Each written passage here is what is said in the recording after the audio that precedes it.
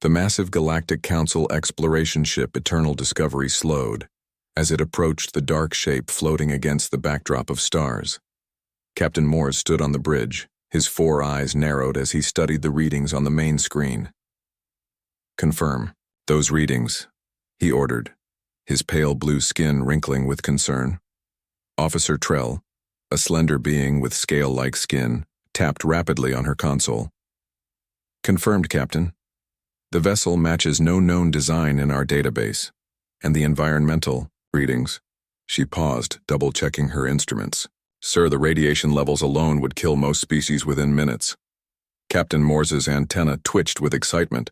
The Galactic Council rewarded new discoveries generously, and a mysterious ship of unknown origin could mean a significant promotion. "Classification?" he asked.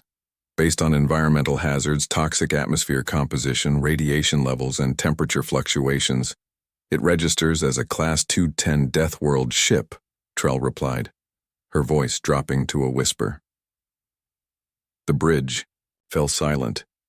Class 210 was a designation reserved for only the most hostile and dangerous environments in known space. Most species in the Galactic Council couldn't survive even brief exposure to such conditions.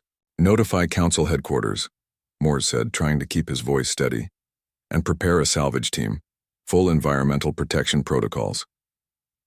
6 hours later, representatives from 3 species gathered in the Eternal Discovery's preparation bay. Captain Morse of the Trillion supervised as his crew donned their most advanced environmental suits. Beside him stood Commander Lin of the Kadar forces, her reptilian features set in a permanent scowl, and Science Officer Pax of the Vox, whose translucent skin revealed the nervous fluttering of his internal organs. "These suits cost more than most starships," Lin said, watching her soldiers prepare. "They better hold against whatever's on that death trap." "The ship appears to be thousands of years old," Pax said, checking readings on his wrist device. "Likely abandoned after whatever catastrophic event created such hostile internal conditions." Captain Morse nodded, watching as the final preparations were made. "Remember, we're looking for technology, design elements, anything that might be valuable to the Council. But safety is priority 1. At the first sign of suit failure, you return immediately." The boarding team of 12, 4 from each species, completed their preparations. Their suits were bulky masterpieces of engineering, designed to withstand extreme conditions for up to 8 hours. As the team entered the shuttle that would take them to the derelict vessel, Officer Trell approached Captain Morse. "Sir," she said quietly, "we're detecting something unusual." "Define unusual," Morse replied. "Movement inside the ship, and energy signatures that suggest some systems might still be operational." Morse felt his heart race. "After thousands of years?" "That's what the readings indicate, sir." The shuttle docked with the ancient vessel with a metallic clunk. The boarding team activated their suits' external lights, illuminating the dark, dusty airlock they had attached to. "Atmosphere is toxic," reported Vril, the Vox technician. "Radiation levels are extremely high. Our suits are holding, but I wouldn't recommend staying longer than 4 hours." Commander Lin took the lead, her weapon ready. "Let's move quickly then." They forced open the inner airlock door, revealing a long, dark corridor. Strange symbols covered the walls, unlike any language known to the Council. The team moved forward, cautiously, their heavy boots clanking against the metal floor. "These designs," Pax said, studying the ship's interior. "They're built for durability, not comfort. Whoever made this vessel expected it to take significant damage." "A warship?" asked Lin. "Most likely," Pax agreed. They continued deeper into the ship, passing rooms filled with equipment too damaged to identify. But as they approached what seemed to be the center of the vessel, things changed. The dust was less thick. Some lights flickered weakly in the ceiling. "Is it just me?" asked Trell. "Or does it look like someone's been here recently?" Before anyone could answer, a loud clanging sound echoed down the corridor ahead of them. The team froze, weapons raised. "That was not a random systems failure," Lin whispered. Another sound followed, something that almost resembled speech. but in no language they recognized. "We should call for backup," suggested Vril, his transparent skin now a pale yellow with fear. "No," said Mortz firmly. "Whatever's making that noise, we need to see it. This is first contact protocol now." They moved forward slowly, following the sounds to a large doorway. The door was partially open, and light, actual light, spilled out from inside. Morse signaled, and the team took positions on either side of the door. With a nod, Lynn pushed it fully open and they rushed in, weapons ready. What they saw made them stop in confusion. The room was clearly the ship's bridge. Ancient control panels lined the walls, many now active with blinking lights. In the center of the room stood a group of beings they had never encountered before. They wore what looked like simplified environmental suits, far less advanced than what the council team wore, with clear helmets that revealed pink-skinned, furry-topped creatures with only 2 eyes and bizarre, flat features. Most shocking of all, these creatures were working on the ship's systems, using tools to repair damaged components. A container sat on one console, and one of the creatures was actually consuming something from a cylindrical object. The aliens looked up as the council team burst in, but showed no sign of alarm. Instead, they seemed annoyed at the interruption. The tallest of the strange beings set down a tool and stepped forward. Inside its simple helmet, its mouth moved and a rough, deep sound emerged. A translator in Mortz's suit attempted to process the sounds, finally producing, "About time you folks showed up. We've been expecting company." The council team stood frozen, in shock. These creatures were not only surviving in conditions that should have killed them instantly, they were working as if the deadly environment was merely an inconvenience. Who are you?" Morse finally managed to ask. The creature made a gesture with its upper limbs. "Name's Jack. Human. Earth Special Projects Division." It pointed to the others. "That's Mike, that's Dana, and the one drinking coffee is Tom." "Humans?" Pax whispered, frantically checking his database. No record of this species in council archives. Jack seemed amused by their confusion. "Yeah, we tend to fly under the radar. Been that way for a while." "How are you surviving these conditions?" Lynn demanded, gesturing at their relatively simple, protective gear. "This is a Class 210 Death World environment." The human called Jack made a sound that the translator identified as laughter. This is nothing. You should visit Earth sometime, though you'd probably need better suits than those fancy bubbles you're wearing." The human called Tom joined Jack holding his drinking container. "We found this old girl drifting about 3 months ago. Been fixing her up since then. Got most of the weapons systems back online already." "Weapons?" Morse asked, suddenly alarmed. "Yeah," Jack said, his expression turning serious. "You're going to need them, we all are, that's why we're here." "I don't understand," Morse said. Jack looked at each of the council representatives, then at his fellow humans before speaking again. "War's coming," he said simply. "Something nasty that hibernates in deep space for a few thousand years, then wakes up hungry. Your people call it the Void. It's headed this way, and this ship is one of the few things that can hurt it." Commander Lynn stepped forward aggressively. "This vessel falls under Galactic Council jurisdiction now.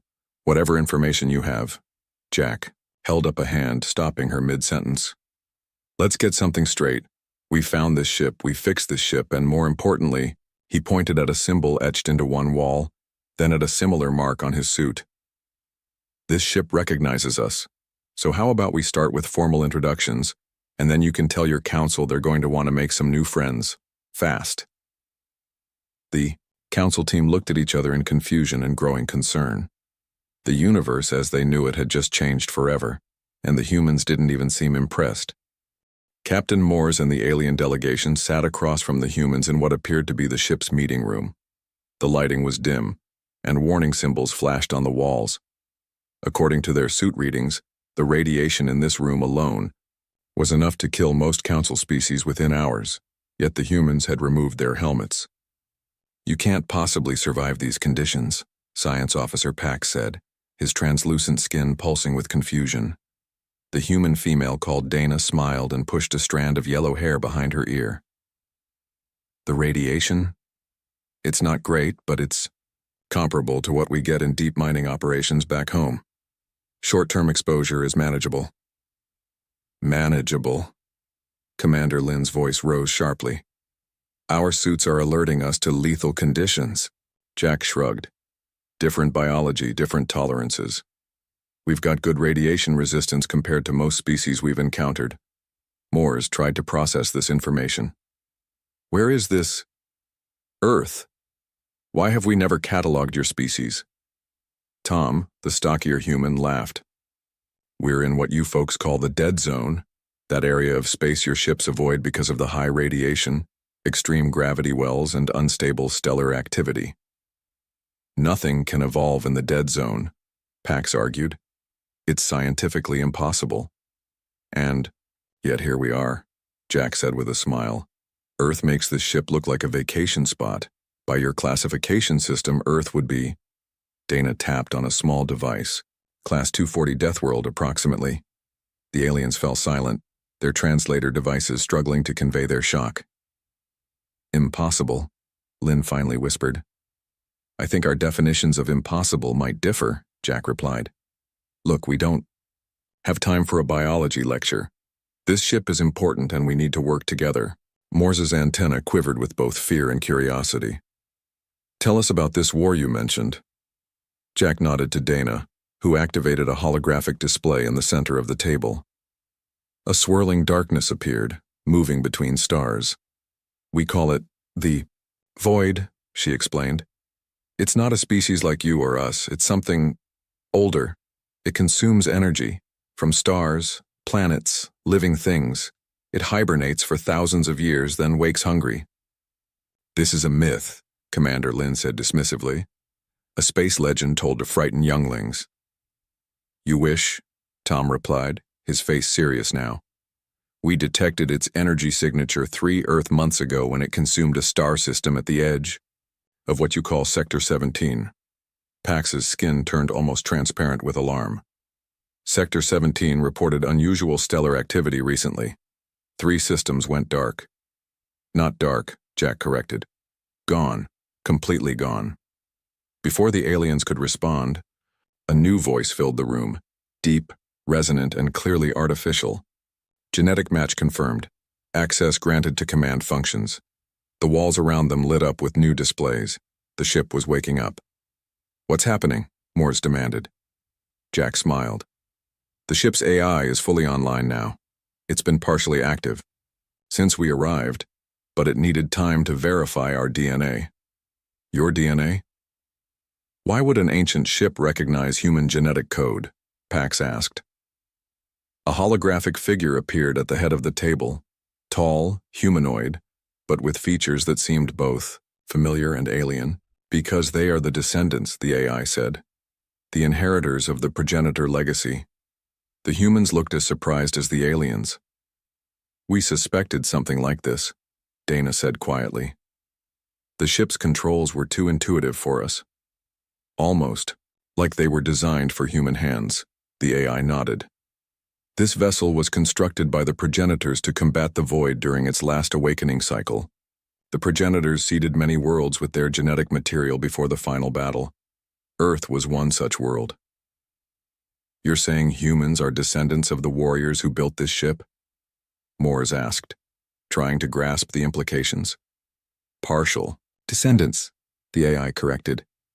The progenitor genetic material merged with Earth's evolving life. The result was a species with remarkable adaptability and resistance to environmental extremes. Tom laughed.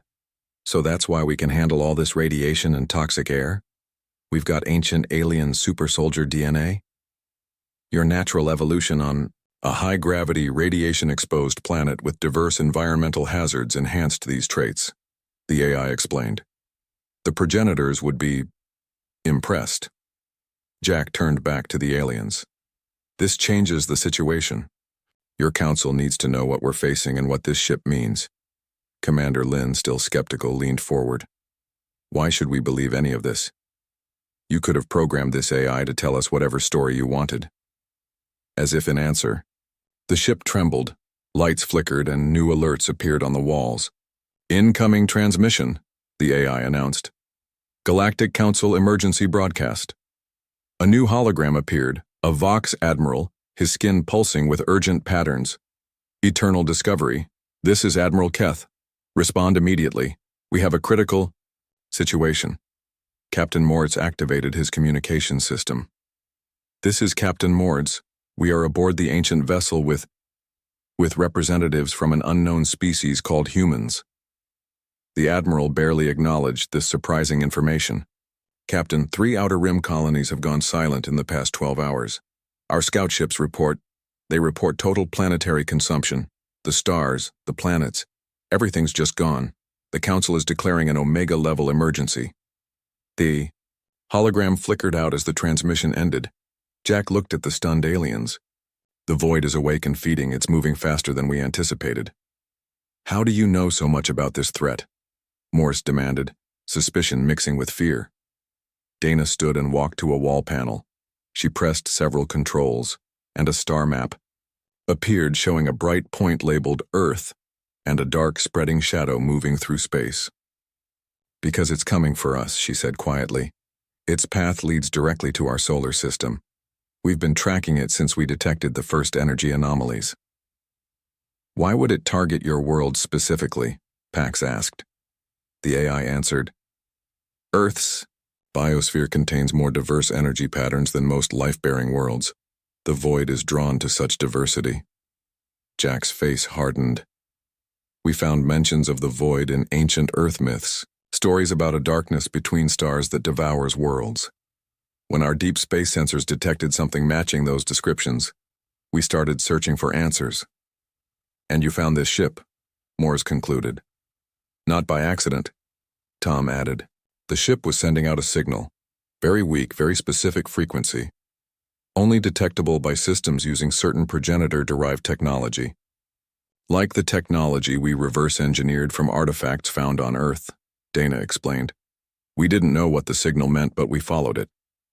Commander Lin finally seemed to be taking the humans seriously. So your people sent you to investigate this ship because you believed a legendary space monster was coming to eat your planet? Pretty much, Jack nodded. We're practical that way. The Galactic Council has millions of ships, advanced technology, thousands of member species, Pax said. Yet you think this one ancient vessel is your best defense? The AI's hologram gestured, and new displays showed the ship's weapon systems, strange, complex designs unlike anything the Council used. This vessel was specifically designed to combat the void, it stated. Conventional weapons cannot harm it. It exists partially outside normal spacetime. A communication alert chimed from Tom's wrist device. He checked it and looked up at Jack. Admiral Taylor has arrived with the second team. The Horizon is docking now. Jack nodded and turned to the aliens. More of our people are here with supplies and equipment. I suggest you contact your council and arrange for proper diplomatic channels. This just became a formal first contact situation in the middle of a war emergency. Captain Moores felt overwhelmed but tried to maintain his authority. This vessel falls under council jurisdiction. We cannot simply allow an unknown species to take control of it. Jack's expression hardened. Captain, with all due respect, we already have control of it. The ship's AI recognizes us as the rightful inheritors. But we're not looking to fight you. We want to work together. Why? Lin asked suspiciously. Because the void doesn't care what planet you're from. Jack replied simply. It'll consume everything in its path. Earth, your council worlds, everything. We need each other. The door to the meeting room slid open, and a tall, imposing human female entered. Her uniform was more elaborate than the others, with gleaming symbols on the shoulders. Behind her came more humans carrying equipment. Admiral Taylor, Jack said, standing at attention. Meet Captain Moores of the Galactic Council exploration vessel Eternal Discovery. Admiral Taylor surveyed the aliens with sharp eyes, then nodded. Captain, I understand we have a lot to discuss and not much time to do it. The void has accelerated its feeding cycle. At current speeds, it will reach Earth in less than 30 days. Moores looked at the confident humans, at the ancient AI, and at his own team's worried expressions. The universe had suddenly become much more dangerous and strange than anything in the Council's extensive databases had prepared him for. And humanity, a species that evolved on a world more deadly than any in known space, might be their only hope of survival. The next 12 hours aboard the ancient ship were tense. Human engineers worked side by side with reluctant Galactic Council technicians. Admiral Taylor had established a command center in what was once the ship's main bridge, while Captain Moores was in constant communication with Council headquarters. "They don't believe us," Moores said, his antenna drooping with frustration as he returned from another call. "The High Council thinks this is either a misunderstanding or some elaborate trick." Admiral Taylor looked up from a holographic display where she had been studying the ship's weapon systems with Dana. "They'll believe when the void reaches their territory. Unfortunately, that might be too late." The ship's AI, which the humans had nicknamed Atlas, materialized beside them. "I have completed the historical records transfer. All data on previous encounters with the void is now available." Jack, Tom, and the galactic aliens gathered around the central display table. Atlas projected a timeline showing encounters with the void stretching back nearly 100,000 years. "The cycle is consistent," Atlas explained. "The void hibernates for approximately 5,000 years, then awakens and feeds for a period of 50 to 60 years before returning to hibernation." "What exactly is it?" Commander Lin asked, her scales shifting color with unease. Atlas displayed a swirling mass of darkness that seemed to bend light around it. "The void is not entirely of this universe. It exists partially in what the progenitors called null space, a region beyond conventional physics. It feeds on energy in all forms, from stars, planets, and living beings." "Can it be reasoned with?" Pax asked. Tom let out a short laugh. "Can you reason with a hurricane or a black hole?" Atlas confirmed. "The void shows no signs of sentience, as you would understand it. It is a force of nature, albeit one with purpose it consumes to survive." Admiral Taylor pointed to marks on the timeline. "These represent battles?" "Yes," Atlas said. "The progenitors fought the void across 27 star systems during its last feeding cycle. They used vessels like this one, designed to channel specific energy frequencies that can harm the void's physical manifestation." Jack studied the battle records. "How successful were they?" Atlas's holographic face remained neutral, but his voice seemed to carry a note of sadness. "They could not destroy the void. The best outcome was forcing it back into hibernation before it consumed too many inhabited worlds." "And the progenitors?" Dana asked quietly. "What happened to them?" "They sacrificed their home system," Atlas replied. "They created a massive energy trap that forced the void into early hibernation, but the process destroyed their civilization. The survivors scattered to seeded worlds like Earth." A heavy silence fell over the room. "So that's our best-case scenario?" Commander Lin said. "Sacrifice entire star systems just to put this thing to sleep for another 5,000 years?" "No," Jack said firmly. "The progenitors didn't have what we have." "Which is?" Moores asked. Jack gestured around them. "This ship, for one. Their knowledge. And something they didn't have. Allies." Admiral Taylor nodded. "If we combine this ship's technology with modern innovations from both humans and the Council, we might find a better solution." A new alert sounded, and Tom checked the sensor readings. "We've got company. Big company." The main screen showed a massive fleet of ships approaching their position, sleek, gleaming vessels that dwarfed both the human ships and the Eternal Discovery. "The Council Emergency Response Fleet," Pax explained. "They must have taken our warning seriously after all." Admiral Taylor didn't look relieved. "Atlas, scan those ships. Are they approaching in attack formation?"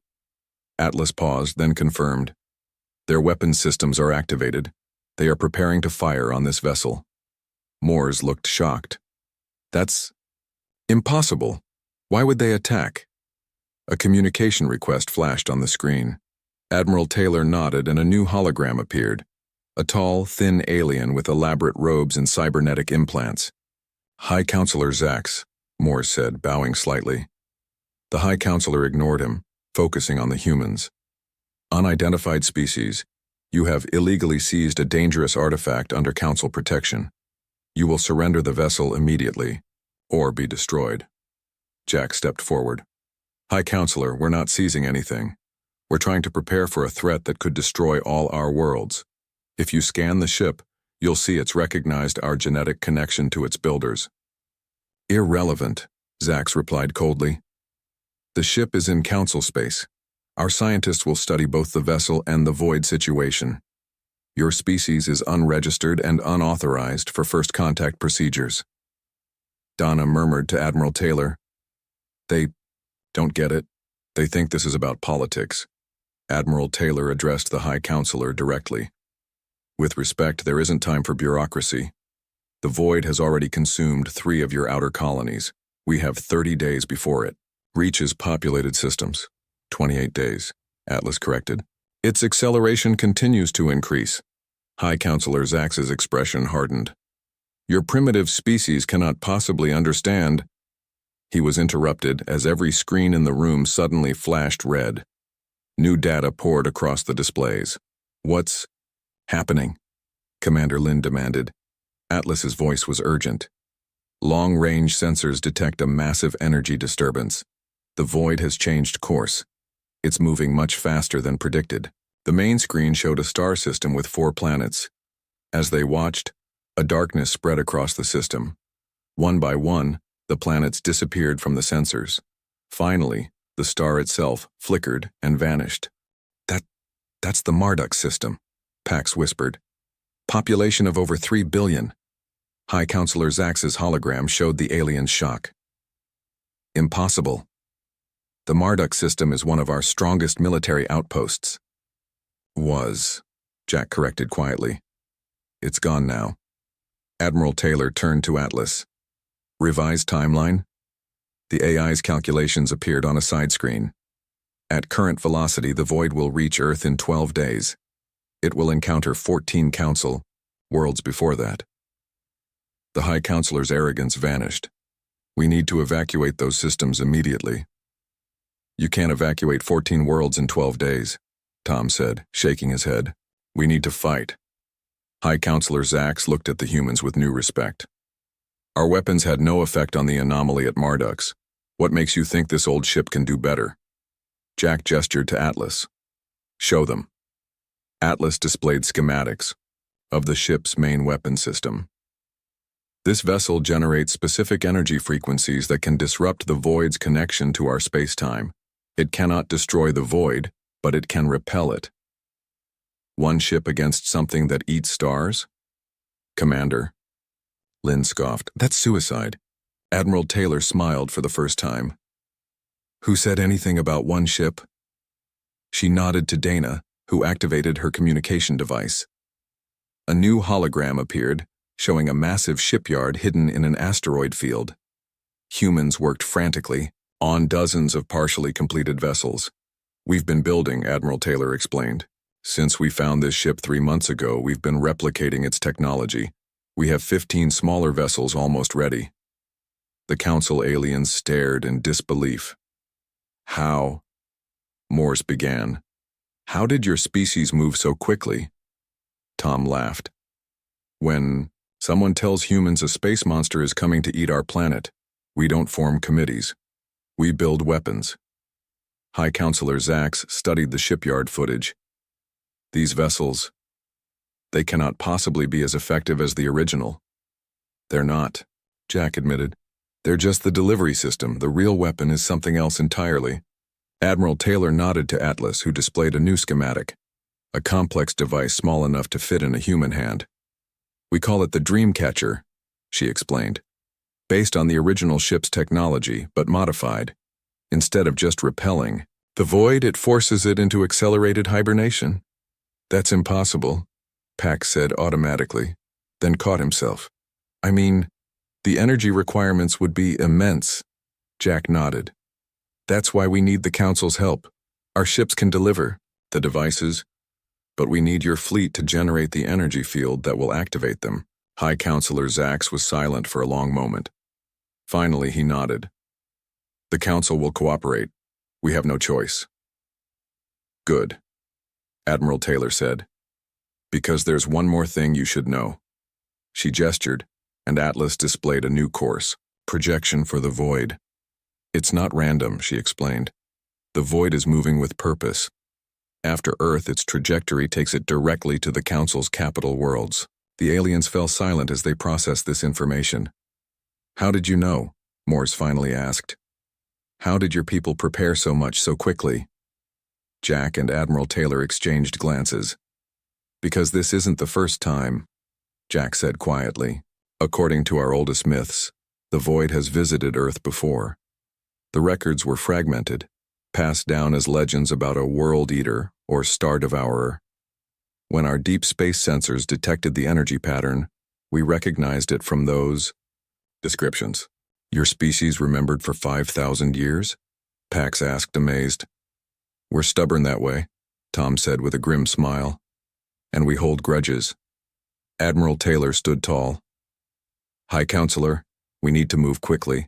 Every ship, every resource, everything we have goes into this fight. The void won't stop with a few systems. It will consume everything if we let it. High Counselor Zax nodded, his earlier arrogance replaced by determination. The Council fleet is at your disposal, Admiral. What is your plan? Admiral Taylor looked at Jack, who stepped forward with a confident smile. We're going to set a trap, he said, and we're going to use Earth as the bait. The solar system that humans called home buzzed with activity unlike anything the Galactic Council had ever witnessed.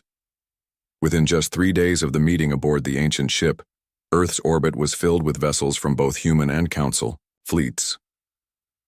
The original Deathworld ship, now officially named Progenitor by joint agreement, had been moved to orbit around Jupiter. Captain Moores stood on the observation deck of his own vessel, watching in amazement as humans swarmed over the gas giant's moons.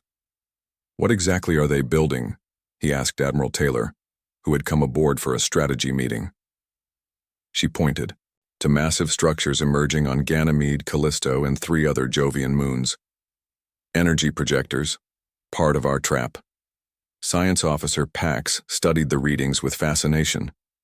The power requirements must be enormous. How are they generating enough energy? Fusion reactors, Tom explained as he entered the room with several data tablets. We've been building them in secret for decades, disguised as mining operations. Commander Lin snorted in disbelief. Your species hid planet-scale energy weapons from your own population? Tom shrugged. We called it the Deep Space Defense Initiative. Most people thought it was just a waste of tax money. Turns out, paranoia sometimes pays off. Admiral Taylor brought up a holographic display of the solar system. The trap is simple in concept. We know the void is attracted to concentrated energy sources. Earth is already a beacon to it with our biosphere's diversity. We're going to make it even more tempting. Jack joined them, looking tired but determined. The Dreamcatcher devices are being installed on all 15 of our replica ships. We've also adapted the technology to work with 50 Council vessels.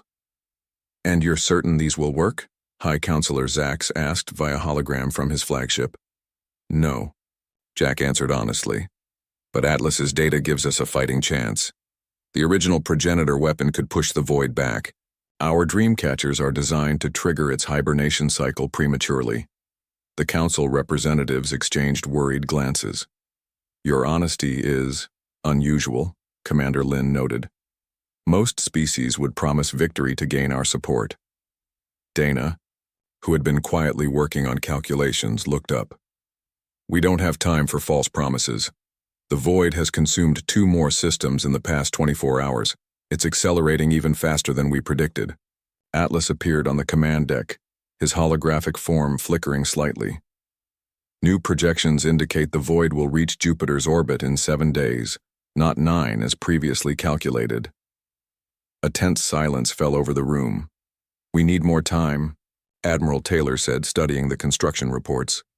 The lunar installations won't be ready for at least 8 days. Then we need to slow it down, Jack said. He turned to High Counselor Zax. We need your fastest ships to deploy a series of energy decoys along the void's path. Decoys? Zax asked. Small energy sources, Dana explained, bringing up the designs. Not enough to satisfy it, but enough to distract it temporarily. Like throwing snacks to delay a predator. You're asking us to sacrifice more ships, Commander Lin said bluntly. Unmanned drones, Jack clarified. No crew, just automated vessels broadcasting energy signatures similar to a living world, but at about 10% intensity. High Counselor Zax considered the plan. It could work. The beacons might buy us the extra days we need. We'll need to coordinate the deployment carefully, Admiral Taylor said. If the decoys are too weak, the Void will ignore them. Too strong, and it might change course entirely and head for a populated system. Tom brought up navigation charts. We've calculated optimal positions. If we deploy 40 decoys at these coordinates, we should be able to slow the Void's approach by approximately 36 hours. Do it, Zax ordered. I'll assign Commander Vex to coordinate with your team. As the meeting continued, Captain Moores pulled Jack aside. There's something I don't understand. Why use Earth as bait? Why not evacuate your population and set the trap elsewhere?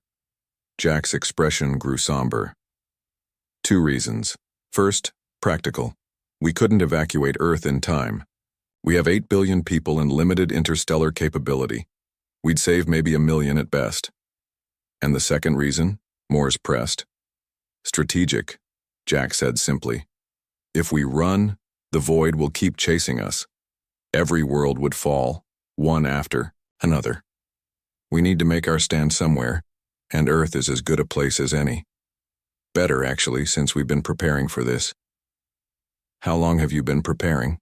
Moores asked, curiosity overcoming his usual reserve. Jack's gaze drifted to the viewport, where Earth was visible as a small blue dot in the distance. In some ways, our entire history. Humans have always been obsessed with extinction-level threats. Asteroids, nuclear war, climate collapse, artificial intelligence. We've spent centuries imagining ways the world might end. A morbid preoccupation, Moores commented. Maybe, Jack agreed, but it meant that when we detected the Void, we already had protocols in place, plans ready to activate. While your council was debating whether to form a committee to study the anomaly, we were already building weapons. In the following days, the solar system transformed into a war zone. The Council's fastest ships deployed the energy decoys along the Void's projected path, while construction continued at a frantic pace on Jupiter's moons.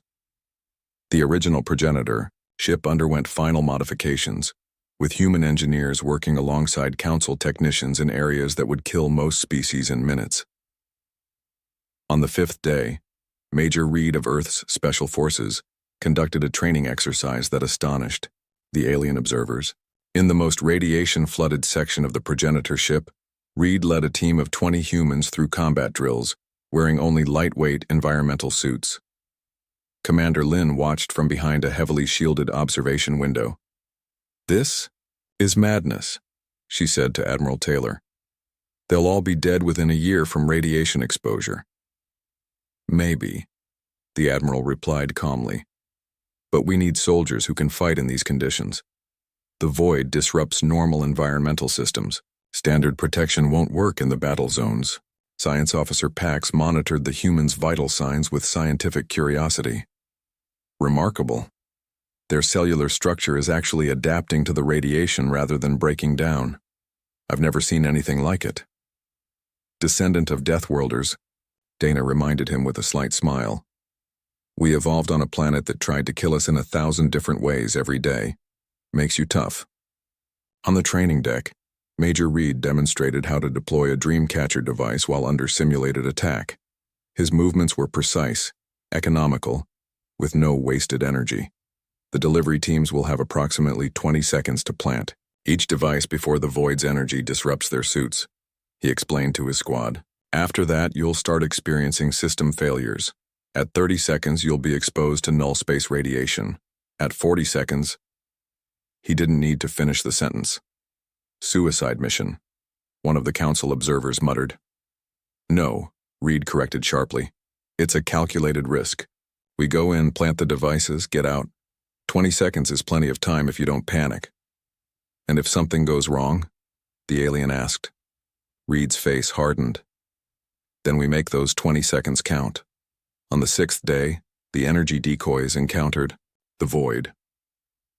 From the command center established in Earth orbit, human and alien leaders watched as the darkness engulfed the unmanned vessels one by one. Each decoy slowed the void briefly as it consumed the energy, giving the defenders precious additional hours. "It's working," High Counselor Zax observed, a note of hope in his voice for the first time. "For now," Jack cautioned. "But it's learning. Look how it's consuming the later decoys more quickly." Admiral Taylor studied the tactical display. "Atlas revised timeline?" The AI's calculations appeared instantly. "The void will reach Jupiter's orbit in 36 hours, Earth in approximately 45 hours after that." "Will the trap be ready?" Captain Moores asked. Tom looked up from his console where he'd been coordinating with the construction teams. "The Jupiter installations will be operational in 24 hours. It's going to be close." Jack turned to Admiral Taylor. "We need to move the civilian evacuation ships now. Get as many people to Mars shelter zones as possible." She nodded grimly. "Already happening. We'll have about 300 million in the deep bunkers by tomorrow. If the trap fails..." "It won't fail," Jack said with quiet confidence. "But if it does, those bunkers might buy them a few extra hours." Dana approached with new data. "The Council fleet is in position. Admiral Keth reports they're ready to generate the containment field on your command." Admiral Taylor surveyed the room. Humans and aliens working side by side. Races that hadn't known of each other's existence just days ago now united against extinction. "It's time," she announced. "All ships to battle positions. This is what we've been preparing for." As the command crew dispersed to their stations, Captain Moores found himself standing beside Jack.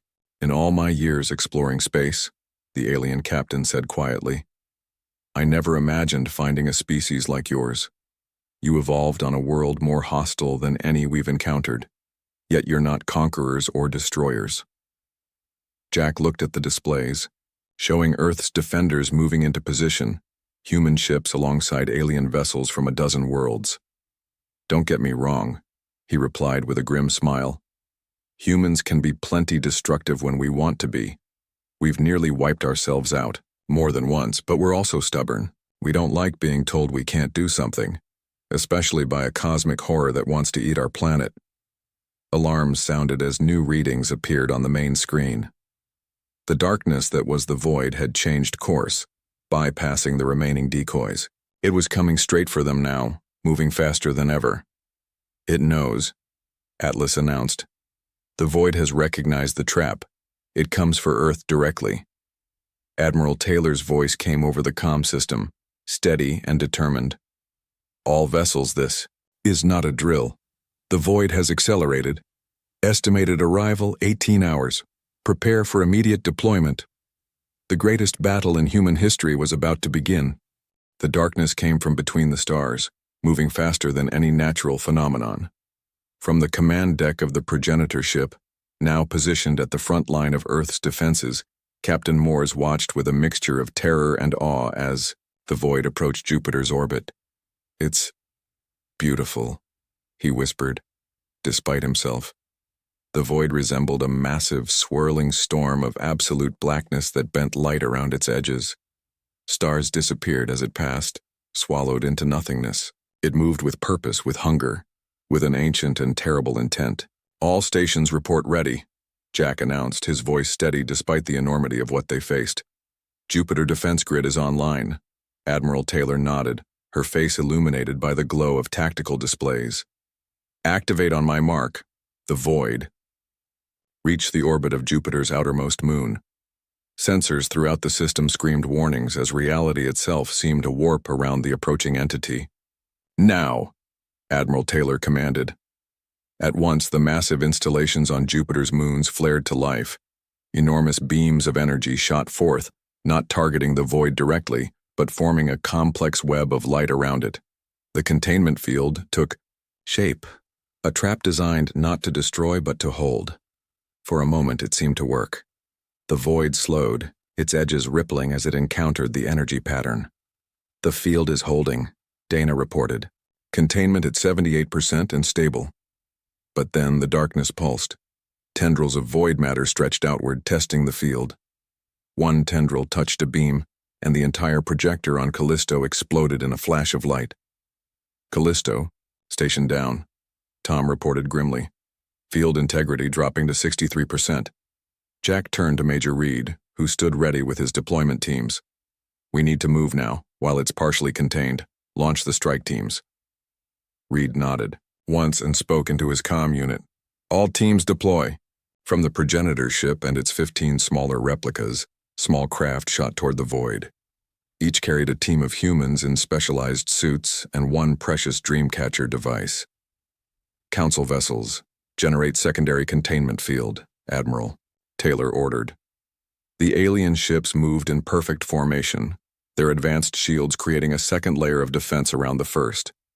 High Counselor Zax's flagship led the maneuver, its powerful engines glowing as it positioned itself at a critical junction point. Remarkable coordination, Atlas commented. The Council fleet has never moved with such precision before. Fear is a powerful motivator, Tom replied, monitoring the approach of the strike teams. The void pulsed again, stronger this time. 3 more projectors on Jupiter's moons went dark. The containment field flickered dangerously, field integrity at 41% and falling, Dana reported, her fingers flying over the controls as she attempted to reroute power. On the tactical display, they watched as the first wave of strike teams reached the void's outer boundary. The small craft disappeared into the darkness one by one. Strike teams have penetrated the void's outer layer, Reed reported. Deploying Dreamcatchers now. Inside the void, the human teams fought against conditions that defied normal physics. Their vessel's systems failed almost immediately upon entry, forcing them to continue on emergency power. Team leaders activated their Dreamcatchers, the devices, glowing with an eerie blue light as they anchored them to whatever solid matter they could find within the shifting darkness. First wave has deployed 12 devices, Reed announced. Beginning extraction. Captain Moores watched in amazement as the small craft began to emerge from the void. Not all of them made it out. 3 ships remained within the darkness, their signals lost. Second wave. Launch, Jack ordered, his voice tight but controlled. As the next group of teams launched toward the void, the first Dreamcatchers activated. Points of blue light appeared within the darkness, spreading ripples of energy through the void's structure. It's working, Pax exclaimed. The Dreamcatchers are disrupting its cohesion. The void seemed to sense the threat. It contracted suddenly, pulling away from Jupiter and accelerating toward Earth. As it moved, it absorbed the remaining energy from the containment field, growing larger. All projectors lost, Dana reported. Containment field has failed. Admiral Taylor's expression remained calm despite the setback. Proceed to Phase 2. All Council vessels fall back to Earth defense position. The alien fleet broke formation, racing ahead of the void toward Earth. The human ships followed, including the progenitor vessel. Second wave reports successful. Deployment of 10 more Dreamcatchers, Reed said. But we've lost 5 teams. Jack placed a hand briefly on Reed's shoulder, acknowledging the sacrifice before turning back to the tactical display. The void is adapting too quickly. We need to deploy the rest of the devices before it reaches Earth. As they approached Earth orbit, the magnificent blue planet filled the viewports. Clouds swirled over oceans and continents, home to billions of lives now hanging in the balance. Final position reached, Admiral Taylor announced. All ships in defensive formation. The combined human and alien fleet formed a last line of defense around Earth. Behind them, the planet's own defense grid activated, thousands of satellites and orbital platforms generating a protective shield. The void arrived minutes later, its massive form now streaked with pulses of blue light where the Dreamcatchers had taken hold. It slowed as it approached Earth, seeming to study the defenses. It's hesitating, Commander Lin observed. The Dreamcatchers are affecting it. Not enough, Jack said, studying the readings. We need more devices planted deeper within its structure. Admiral Taylor frowned. The remaining teams can't penetrate far enough before their systems fail. We'd need something that could survive, longer inside the void. Jack and Tom exchanged a look. We have something, Jack said. The progenitor ship itself. Captain Moores stared at him. You want to fly this ship directly into the void? That's suicide. This ship was built to fight the void, Jack explained. Its systems can withstand null space radiation longer than anything else we have. Admiral Taylor understood immediately. A direct strike at the core with all remaining Dreamcatchers on board. Exactly, Jack nodded. One massive dose right at the center. Who would pilot such a mission? High Counselor Zax asked via hologram. Jack stood straighter. I will, with a volunteer crew. I'm in, Tom said immediately. Dana nodded. Me too. And me, Major Reed added.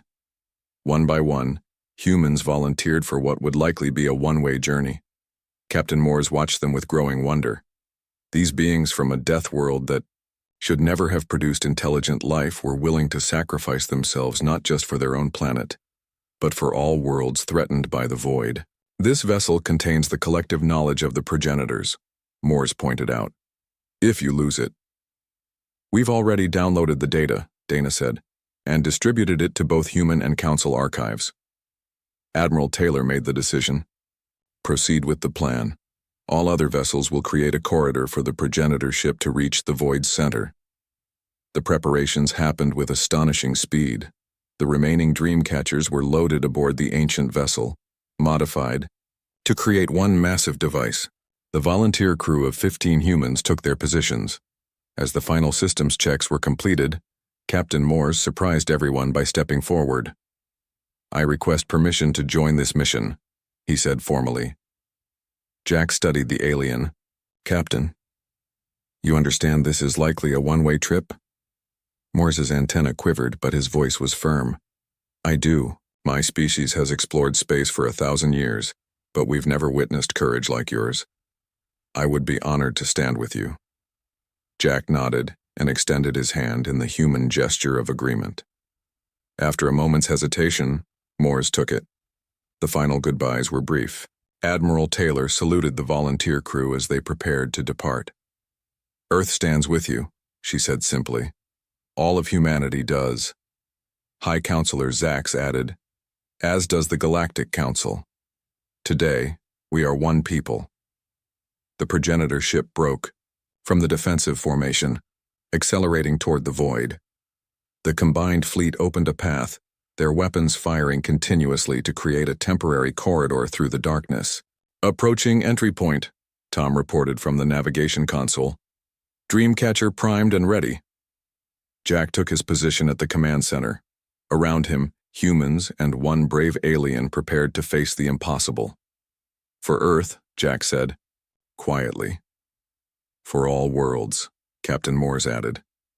The ancient ship plunged into the heart of darkness. 3 weeks later, Admiral Taylor stood in the newly constructed Galactic Council embassy on Earth. Through the wide windows, she could see the strange crystalline object now orbiting the planet, the void, transformed and contained. High, Counselor Zax approached, his tall form moving gracefully despite Earth's gravity, which was uncomfortable for his species. The containment remains stable, he reported. The void is fully dormant, possibly permanently. Admiral Taylor nodded. And the volunteer crew? Still no communication, Zax said gently.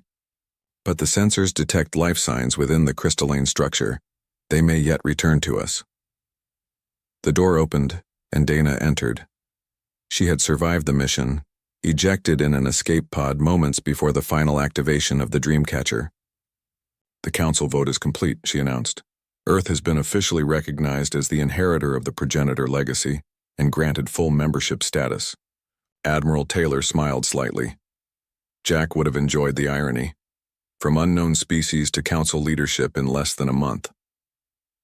Outside the embassy, human and alien children played together in a specially designed garden. One small human boy showed a young Trillian how to climb a tree, while the alien child demonstrated how to change skin color to match the leaves. They adapt so quickly, Zax observed, watching the children. It's what we do best, Admiral Taylor replied. It's how we survived Earth, and now, it's how we'll help build something better among the stars. High in orbit, the crystallized void glittered like a second moon. No longer a threat, but a reminder of what could be accomplished when the most unlikely allies stood together against the darkness. Admiral James Wilson leaned back in his chair and stared at the ceiling of his small office at Earth Defense Command. The walls around him were covered with rejection letters and technical reports. All of them said the same thing. His battleship design was impossible. Unfeasible power requirements. Structure cannot withstand proposed weapon systems. Violates 3 known laws of physics. The latest rejection, from the Combined Earth Military Engineering Court, sat on his desk. Wilson picked it up and read the conclusion again. While Admiral Wilson's theoretical Thunderchild design shows creative thinking, it remains physically impossible to construct with current or projected technology. The power core alone would require an energy source that simply cannot exist. Wilson tossed the report back onto his desk and rubbed his tired eyes. 30 years in the Earth Defense Fleet, and all he had to show for it was a reputation as a dreamer who had lost touch with reality. Outside his window, the gleaming towers of New Geneva sparkled in the morning sun. It all looked so peaceful. The civilians down there had no idea how vulnerable they really were. The door chime interrupted his thoughts. "Enter," Wilson called. The door slid open to reveal Captain Thomas Reed, his former student, and one of the few officers who still treated him with genuine respect. Reed's uniform was crisp as always, but his face looked drawn with worry. "Admiral," Reed said, stepping inside and letting the door close behind him. "Sorry to disturb you, but I thought you should hear this directly from me." Wilson gestured to the chair across from his desk. "Sit down, Tom. What's happened?" Reed sat but perched on the edge of the seat. The Kraul have broken through the outer defense line at Proxima Centauri. All 3 station outposts have gone silent.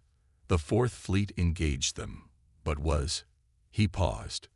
"The 4th Fleet is gone, sir." Wilson's blood went cold. The entire fleet. Admiral Chen's flagship, too. All of it. The Kraul have developed some new weapon system. Based on the fragmentary data we received, they can somehow disrupt our shield harmonics from a distance we never thought possible. Our ships were defenseless. "How long?" Wilson asked, his mind already calculating distances and fleet movements. "Intelligence gives us 3 weeks before their main force reaches Earth's solar system. Maybe a month before they reach Earth itself." Wilson stood up and walked to his window. 3 weeks. The Earth Defense Council would be panicking right now, scrambling existing ships into defensive formations that would be just as vulnerable as the 4th Fleet had been. "The conventional response won't work," Wilson said quietly. "We need something they haven't seen before, something they can't predict." Reed nodded. "That's why I'm here, sir. I've always believed in your ideas, even when others didn't. If there was ever a time for an unconventional approach." Wilson turned back from the window, a new resolve hardening in his eyes. "Tom, what I'm about to tell you doesn't leave this room. Do you understand?" "Yes, sir." Wilson entered a code into his desk terminal. The ordinary-looking wall behind him slid open to reveal a hidden room. He motioned for Reed to follow him inside. The small chamber contained a 3-dimensional holographic projector in the center. Wilson activated it, and a detailed schematic of a massive battleship appeared, rotating slowly in the air before them. Reed's eyes widened. "Is that the Thunderchild?" Wilson confirmed. "Not just designs anymore, Tom. I've been building it." "That's how." The Defense Council rejected the funding years ago. Wilson smiled grimly. "I have friends in private industry who believe in being prepared. We've been constructing it in sections within an asteroid in the belt. The official records show it as a mining operation." Reed stared at the hologram in disbelief. The ship was unlike anything in Earth's fleet, angular where most ships were smooth, with strange protrusions and technology configurations that defied conventional engineering principles. "But sir, even if you've managed to build the hull and infrastructure, what about the power core? Every engineer in the system said it was theoretically impossible. Wilson touched the terminal, and the hologram zoomed in to show the central core of the ship, a spherical chamber surrounded by concentric rings of unknown technology. "That's where Dr. Anna Foster comes in," Wilson said. "Have you heard of her?" Reed shook his head. "She was a theoretical physicist at Europa University until 3 years ago. Then she seemingly disappeared from academic circles. The truth is, she's been working with me. She developed a way to tap into what she calls dimensional bleed, drawing power from parallel dimensional spaces." Reed looked skeptical. "That sounds like science fiction." "Sir, so did splitting the atom, once," Wilson replied. 2 days ago, we successfully tested the core at 20% capacity. It generated more power than the entire North American power grid." Reed sat down heavily on a nearby stool. "So the Thunderchild is real. It exists. It exists, but it's untested in combat. The weapons systems are installed but not fully calibrated. Some of the defensive systems are still theoretical." Wilson looked Reed directly in the eyes. "But it's the only chance we have. The Crawl have never seen anything like it. Does the Defense Council know?" Wilson shook his head. "No, and they won't, not until we present them with a fully operational battleship. They'd shut us down if they knew we'd gone this far on our own." "Us?" Reed asked. "I need a crew, Tom. A small, trusted group who can think outside the box and are willing to take enormous risks. I need you to captain her." Reed stood up straighter. "Me? But you're the one who designed her. You should." "I'm too old to captain a ship in combat," Wilson interrupted. "I'll be aboard as admiral. But I need you on the bridge. There's no one I trust more." Through the window behind them, sirens began to wail across the city. The public announcement was beginning. Earth was now officially at war. Wilson looked at the hologram of his impossible ship and then back at Reed. "We launch in 48 hours. I need your answer now, Captain." Reed's face showed fear, uncertainty, and then determination. He stood straight and saluted. "I'm with you, Admiral. When do we start assembling the crew?" Wilson turned off the hologram, the massive shape of the Thunderchild vanishing into darkness. "Now," he said. "We start now." The command center of Earth Defense Headquarters buzzed with frantic activity. Officers rushed between stations, their faces pale with tension. On the main screen, red dots representing Crawl warships moved steadily toward Earth's solar system, swallowing the blue dots of Earth's defensive fleet one by one. General Adams clenched his fist on the central table. "We've lost contact with the 7th Fleet at Saturn's orbit. The Crawl broke through them like they weren't even there." The Defense Council members exchanged grim looks. Earth's most advanced ships, their best technology, their bravest crews, all falling before the Crawl advance. The alien armada would reach Earth within days. "What about the experimental shield modifications?" asked one counselor. "Failed," Adams replied flatly. "The Crawl adapted within minutes." In the back of the room, Admiral Wilson stood silently watching the disaster unfold. He checked his watch. It was time. "General," Wilson said, stepping forward, "I request permission to deploy a new asset." Adams looked up with irritation. "What new asset? Every ship we have is already engaged." Wilson met his gaze steadily. "Not every ship." Captain Thomas Reed stood in the hidden dock carved within asteroid MX-117, staring up at the massive shape of the Thunderchild. Workers scurried around the dock, making final preparations. The ship loomed above them, dark, angular, and intimidating. "Beautiful, isn't she?" came a voice beside him. Reed turned to see Dr. Anna Foster, the physicist responsible for the ship's impossible power core. Her eyes reflected the dim blue glow from the ship's external lights. "Beautiful and terrifying," Reed admitted. "Will she actually work?" Foster smiled thinly. "The core is stable at 60% capacity. That's more than enough to power all primary systems. Beyond that," she shrugged, "we're in uncharted territory." A commotion at the dock entrance drew their attention. Admiral Wilson entered, followed by a group of about 20 people in various uniforms and civilian clothes.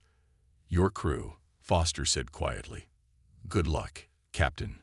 She walked away as Wilson approached with the group. "Captain Reed," Wilson said formally. "May I present your volunteer crew?" Reed looked over the small group. Far too few to properly man a battleship of the Thunderchild's size, but quality would have to overcome quantity. Wilson began the introductions.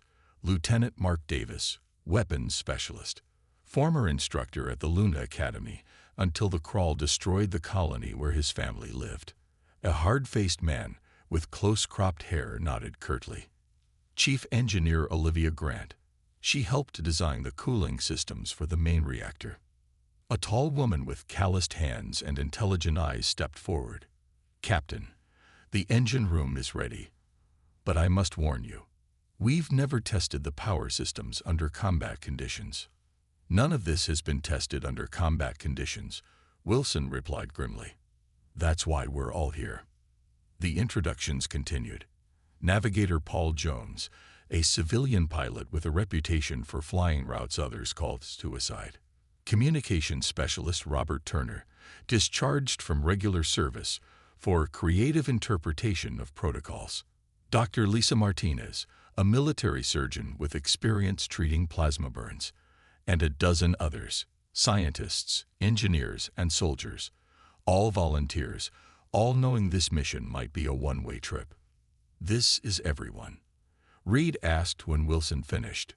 "Everyone willing to gamble their lives on an impossible ship," Wilson confirmed. "We'll be severely understaffed. Most of you will pull double shifts and duties outside your specialties." No one complained. No one walked away. Wilson looked at his watch again. Earth Defense Command has just been informed of our existence. They're desperate enough not to ask too many questions. We launch in 30 minutes.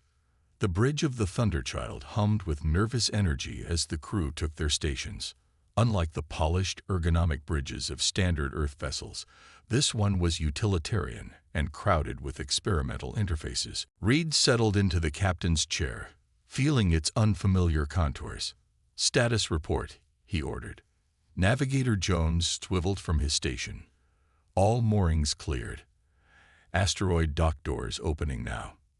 Through the forward viewport, Reed watched as the massive stone doors slowly parted, revealing the star-filled blackness of space. Lieutenant Davis at weapons shook his head in wonder. "I still don't understand how half these systems are supposed to function. The targeting algorithms alone violate standard." "Standard won't save Earth," Reed interrupted. "Is weapons control responding?" Davis checked his console. "Yes, sir. All weapons systems show green, though I can't guarantee accuracy on the first volley." "Engineer Grant, how's our power?" Grant's voice came through the comm from the engine room. "Core is stable at 40%, Captain. I can give you more if needed, but Dr. Foster recommends we stay below 60% until we're sure the containment fields hold under stress." Reed nodded. "Understood. Communications, any word from Earth Defense?" Turner touched his earpiece. "They've cleared us for immediate launch, sir. General Adams sends, and I quote, 'Godspeed, you crazy bastards.'" A hint of a smile touched Reed's lips. "Navigation, take us out. 1/4 thrust until we clear the asteroid field." "Aye, Captain." The Thunderchild dropped out of its acceleration run at the edge of the Jupiter defense zone, where once a proud fleet of Earth, the lead crawl vessels fired. Brilliant beams of destructive energy streaked across space toward the Thunderchild. The bridge crew tensed, bracing for impact. The beams struck the shimmering field and disappeared. The shield pulsed brighter for a moment, rippling with absorbed power. In engineering, Dr. Foster watched her monitors with scientific fascination. Power levels increasing by 12%. Core stability holding. The absorption field is working perfectly. On the bridge, Davis stared at his readings in disbelief. No damage. Shields at 100%, and Strengthening. The Crawl fired again, a more concentrated barrage. Again, the energy was absorbed, causing the shields to glow brighter. "They're confused," Turner reported, monitoring the Crawl communications. "Their targeting systems show direct hits, but they can't explain why we're not damaged." Reed allowed himself a small smile. "Let's show them what else this impossible ship can do." "Lieutenant Davis, target their lead vessel with the phase disruptors." Davis's hands moved over his console, activating weapon systems unlike any Earth had deployed before. Target locked. "But sir, they have shields too." Wilson nodded. "The phase disruptors operate in multiple dimensions simultaneously. Their shields exist in normal space. Our weapons fire through spaces between." "Firing," Davis announced. From the Thunderchild's angular hull, pulses of energy that seemed to bend light around them launched toward the lead Crawl ship. When they reached the alien vessel, they simply passed through its shields as if they weren't there, striking the hull directly. The Crawl ship shuddered, internal explosions visible through its viewport. Its power systems flickered and died. Silence fell on the Thunderchild's bridge, broken only by the beeping of sensors. "Direct hit," Davis said, his voice barely above a whisper. Their shields didn't stop it at all. The Crawl responded immediately, multiple ships firing simultaneously, while others began to maneuver to surround the Earth vessel. "Evasive action," Reed ordered. "Let's not get cocky. We still don't know this ship's limitations." The Thunderchild responded smoothly, its unconventional drive allowing maneuvers that would tear apart a normal ship. More Crawl weapons fire was absorbed by the shields, and with each burst, the power readings increased. "We're up to 70% power now," Grant reported from engineering, her voice tense. "Dr. Foster says we're approaching untested levels." Reed glanced at Wilson. "Recommendations, Admiral. Use the power while we have it. Hit them hard, then withdraw. Make them afraid." Reed nodded. "Target 3 more vessels and fire at will, Lieutenant. Navigator, prepare an escape vector." The Thunderchild's weapons lashed out again, bypassing Crawl defenses and causing devastating damage. 2 smaller vessels exploded outright, while a larger one listed in space, venting atmosphere. The Crawl formation broke, their perfect coordination suddenly disrupted. Some vessels accelerated toward the Thunderchild, while others pulled back to regroup. "They're adapting," Wilson warned. "That's what makes them so dangerous." Reed watched the tactical display. "All weapons, continuous fire. Navigator, take us through their formation at maximum speed, then execute the withdrawal plan." The Thunderchild surged forward, weapons blazing. It cut through the Crawl formation like a knife, leaving damaged and destroyed ships in its wake. The absorption shields continued to drink in enemy fire, though Foster's warnings from engineering grew more urgent as power levels approached 80%. As they reached the other side of the Crawl formation, Reed gave the order. "Execute withdrawal plan now." The Thunderchild's engines flared brilliantly, and the ship accelerated away at speeds no Earth vessel had achieved before. The remaining Crawl ships attempted pursuit but quickly fell behind.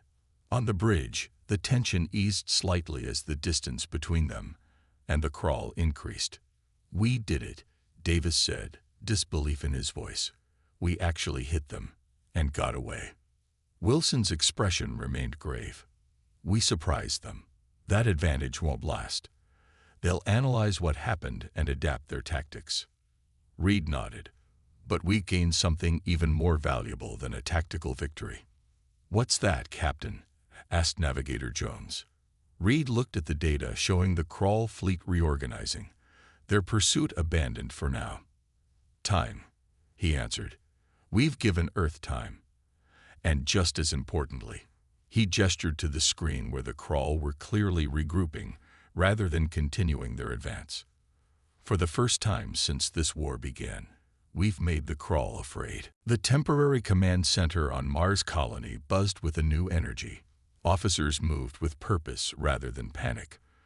On the main tactical display, the Crawl fleet had slowed its advance toward Earth, regrouping after their unexpected encounter with the Thunderchild. General Adams studied the latest intelligence reports with a frown. They're calling in reinforcements. Our scouts report at least 30 more warships joining their main fleet. Admiral Wilson nodded grimly. They won't underestimate us again. And they're bringing their flagship. The room fell silent. Everyone had heard of the Kraul flagship, World Eater, a massive vessel twice the size of anything humanity had ever built. It had never been defeated in battle. Can your ship handle that? Adams asked, skepticism clear in his voice despite the Thunderchild's initial success. Wilson met his gaze. We're about to find out. In the Thunderchild's engine room, Dr. Foster and Chief Engineer Grant worked frantically to stabilize the experimental core. The battle against the Kraul advance force had pushed the power systems beyond their tested limits. The dimensional bleed is increasing, Foster said, pointing to fluctuating readings on her monitor. The more energy we absorb, the more unstable the containment field becomes. Grant wiped sweat from her forehead. Can we reinforce it? Not without materials we don't have. Foster's face was grim. The core can handle one more major battle, maybe. After that, she left the sentence unfinished. They both knew what failure of the dimensional core would mean. An explosion that would tear a hole through space itself. On the bridge, Captain Reed studied the tactical projections. The Kraul reinforcements had arrived, forming a new battle group centered around their flagship. The World Eater lived up to its name, a massive dark vessel that seemed to devour the light around it. They're moving again, Navigator Jones reported. Current course will bring them to Earth orbit in 18 hours. Reed nodded. And us. Repairs are at 90% completion. We can intercept them near the Mars defense perimeter in 4 hours. Reed turned to Wilson. What's our strategy, Admiral? We hurt them before, but their flagship changes everything. Wilson's face was carved with fatigue and worry. We need to speak with Dr. Foster first. When Foster arrived on the bridge, her expression told them everything before she spoke. The core is stable for now, but the absorption shield has changed its properties. Every time it absorbs energy, the dimensional bleed increases. If we take too many hits in the next battle. How many is too many? Reed asked. Foster shook her head. Impossible to calculate precisely. But if the core reaches 95% capacity, containment will fail. Wilson leaned forward. And if we deliberately pushed it beyond containment? As a weapon, the bridge went silent. Foster's eyes widened slightly. The resulting dimensional rupture would destroy everything within several thousand kilometers, possibly much more, including the World Eater. Foster nodded slowly. Yes, but also the Thunderchild and everyone aboard. Reed exchanged a glance with Wilson. They were discussing a suicide mission. There's one more system we haven't tested yet, Wilson said after a moment. The tactical jump drive. Lieutenant Davis looked up from his weapons station. Jump drive. I thought we had conventional engines. The Thunderchild has both, Wilson explained. The jump drive is designed to move the ship instantaneously from one point in space to another without crossing the distance between. That's impossible. Yes, we know. Wilson's smile was thin. Dr. Foster's dimensional technology again. The drive creates a momentary tunnel between 2 points in spacetime. It's extremely experimental, Foster warned. We only managed 2 successful tests at very short ranges. The power requirements are enormous, and each jump increases core instability.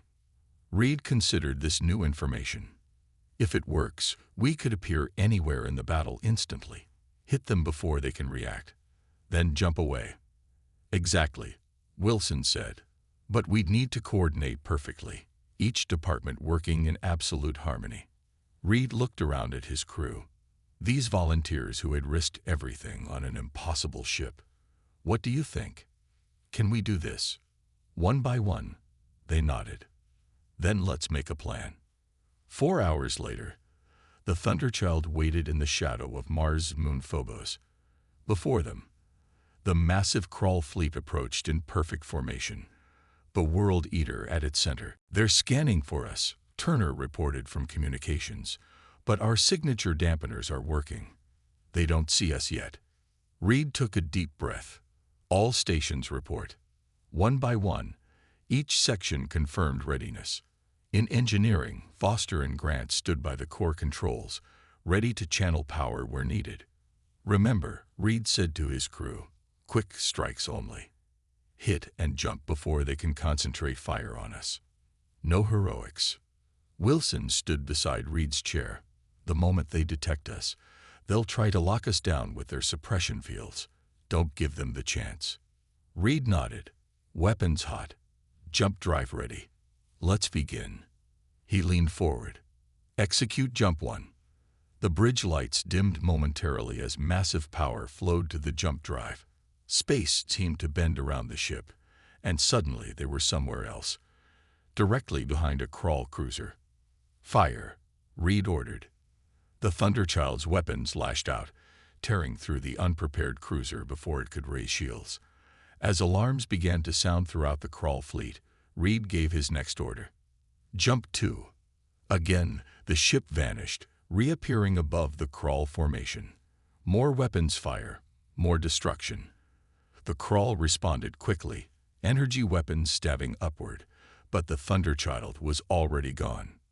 "Power at 78% and climbing," Foster reported after the third jump. "Core temperature increasing." The Thunderchild appeared and disappeared across the battlefield like a ghost, striking and vanishing before the crawl could respond effectively. 6 enemy ships destroyed, then 8, then 12. But the World Eater remained untouched, protected by layers of smaller vessels. "They're adapting," Davis warned after their 6th jump, "starting to predict our appearance points." As if to emphasize his words, the Thunderchild materialized after Jump 7 directly in the path of concentrated fire from 3 crawl cruisers. The absorption shields flared brilliantly as they drank in the energy. "Power spike." Foster's voice was tight with alarm. 85% and rising quickly. "Jump now," Reed ordered. The ship vanished again, but not before taking more hits. When they reappeared, damage reports flooded in from multiple sections. "Hull breach on Deck 4, Turner reported. "Emergency containment holding." Reed wiped blood from a cut on his forehead, where he'd struck the console during the attack. "Status of the World Eater." "It's changing course," Jones reported with sudden alarm. "Breaking formation and accelerating toward Earth. They're making a run directly for Earth while their other ships engage us." Wilson grabbed the tactical console. "They figured out our weakness. They know we can't be everywhere at once." Reed studied the tactical display. The World Eater was indeed pulling away, surrounded by a protective screen of escorts. Meanwhile, the remaining crawl vessels were spreading out, making it impossible for the Thunderchild to engage them all. "Core at 88%, Foster reported. 2, maybe 3 more jumps before containment becomes critical." Reed looked at Wilson, the question unspoken between them. Wilson nodded slowly. "We have no choice. Set course to intercept the World Eater." "Sir," Davis said hesitantly, "even with our weapons, the World Eater's defenses are too strong for a conventional attack." "I know," Wilson replied quietly. "That's why we're not making a conventional attack." Understanding dawned on the bridge crew's faces. This would be their final jump. Reed straightened in his chair. "Prepare evacuation protocols for non-essential personnel. Engineer Grant, begin core destabilization procedures." As the orders were carried out, Reed looked at the image of the World Eater on the main screen. The massive vessel that had destroyed countless worlds was now heading toward Earth, carrying enough firepower to end human civilization. "One ship against their flagship," Reed said softly, "just like when we started." Wilson placed a hand on his shoulder. "They said this battleship was impossible, Captain. Let's show them just how impossible we can be." Alarms blared throughout the Thunderchild as crew members rushed to evacuation stations. The ship limped through space, its hull scored with damage from multiple crawl attacks. In engineering, Dr. Foster watched grimly as the core's containment field fluctuated. The readout showed 91% power, dangerously close to the critical threshold. Final stabilization complete, she reported to the bridge. The core will hold for approximately 12 minutes once I remove the safety protocols. Understood. Captain Reed's voice replied over the comm. Begin evacuation of your section. Foster exchanged a glance with Chief Engineer Grant. You should go, she said quietly. Grant shook her head. Someone needs to monitor the core until the last moment.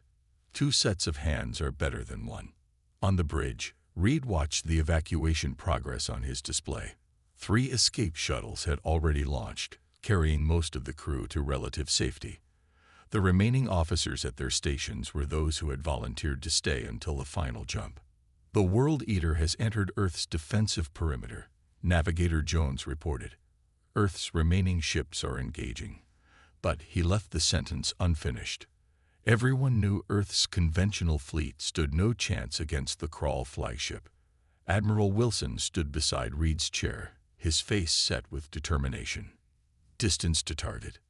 20,000 kilometers in closing, Jones replied. We can make the jump anytime. Reed nodded. Lieutenant Davis, status of weapons. Phase disruptors are offline. Davis reported from tactical. Conventional weapons at 30%. Not that they'll matter much against the World Eater's shields. They don't need to, Wilson said. The core will do the real damage. Reed opened the shipwide channel. All remaining crew, this is Captain Reed. Final jump will commence in 2 minutes. Proceed to emergency stations immediately. He paused. It has been my honor to serve with each of you. He closed the channel and looked at Wilson. Admiral, you should take the last shuttle. Wilson shook his head. This ship was my dream, Tom. I'll see it through to the end. Reed didn't argue. Instead, he turned to the bridge crew. Davis, Turner, Jones, the shuttle bay. That's an order. The 3 officers hesitated, then saluted. As they filed off the bridge, Turner stopped at the door. Earth will know what you did here today, sir. Both of you. When they were gone, Reed and Wilson were alone on the bridge. Through the view screen, they could see the distant shape of Earth, blue and green and beautiful against the blackness of space.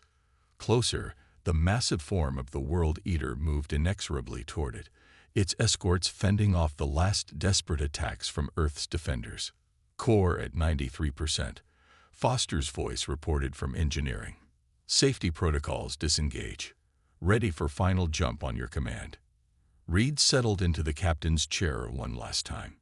Plot jump coordinates directly inside the World Eater's shield perimeter, as close to their core as possible.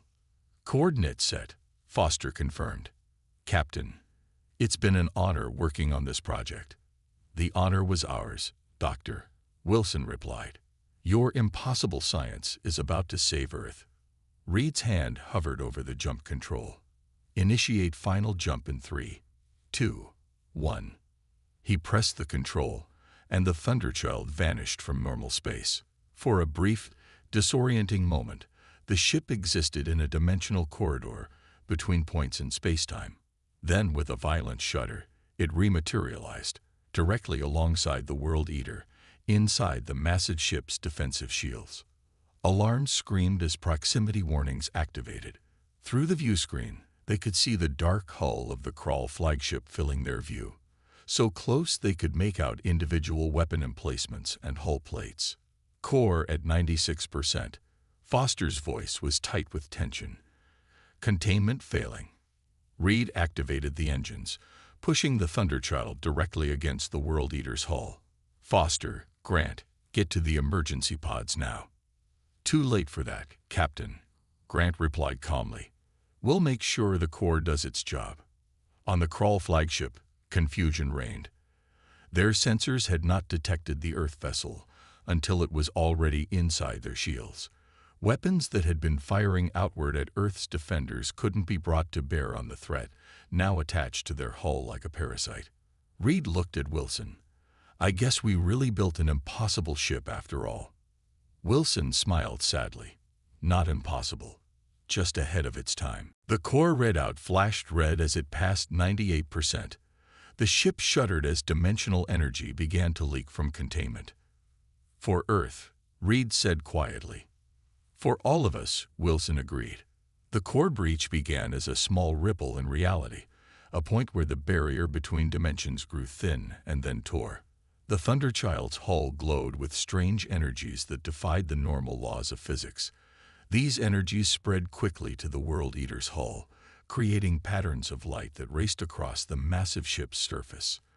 In the World Eater's command center, the Krall Supreme Commander watched in disbelief as reality itself seemed to bend around the human vessel. His technicians reported phenomena they couldn't explain: space folding in on itself, energy readings beyond their instruments' capacity to measure. For one brief moment, both ships existed partially in normal space and partially in the dimensional void that Dr. Foster's technology had tapped into. Then, with a silent flash that somehow echoed across space, both vessels vanished.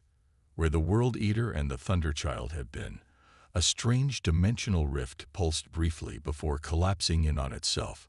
A shockwave of exotic particles spread outward, washing harmlessly over Earth's remaining ships. 3 months later, in a solemn ceremony at Earth Defense Headquarters, the surviving crew of the Thunderchild stood at attention as General Adams unveiled a memorial plaque. In honor of Admiral James Wilson, Captain Thomas Reed, Dr. Anna Foster, Chief Engineer Olivia Grant, and all those who gave their lives aboard the Thunderchild, he read. They proved the impossible was possible, and in doing so, they saved humanity. The gathered crowd included government officials, military personnel, and civilians, all united in gratitude for the sacrifice made by the Thunderchild's crew. After the ceremony, in a secure laboratory deep beneath the headquarters, scientists worked quietly around a strange device. It was a replica of Dr. Foster's dimensional core, built from the data transmitted by the Thunderchild before its final mission. "The dimensional principles are sound," one scientist explained to General Adams. "Foster's work has opened up possibilities we never imagined before. Faster than light travel, unlimited energy, perhaps even communications across vast distances." Adams nodded. "And our defenses. Every ship in the fleet is being retrofitted with absorption shield technology. The Krall will never catch us unprepared again." Across the Earth and its colonies, humanity began to rebuild. The story of the impossible battleship spread, inspiring a new generation of scientists and explorers to push beyond the boundaries of what was thought possible. In distant reaches of space, the remnants of the Krall fleet retreated to their home systems. Their reports spoke of human technology that defied understanding, of one ship that had destroyed their greatest weapon. For the first time in their history of conquest, the Krall feared another species. Nothing was the same. And somewhere, in a dimension adjacent to normal space, something impossible happened. A small pocket of stability formed within the chaos of the dimensional void. Within this pocket, damaged but intact, the forward section of the Thunderchild drifted. On what remained of the bridge, emergency lights cast a dim glow over 2 figures. Admiral Wilson stirred, pulling himself painfully from the wreckage of his chair. Nearby, Captain Reed lay unconscious but breathing. Wilson looked out through the cracked view screen. Instead of stars, strange energies swirled in patterns no human had ever seen before. "Well," he said softly to himself, "I guess we'll need to build another impossible ship. This time, to get us home." He reached for the emergency beacon and activated it, sending its signal not through normal space, but through the dimensional corridors that Dr. Foster had discovered. A signal that perhaps someday someone would detect and understand. The impossible journey was just beginning.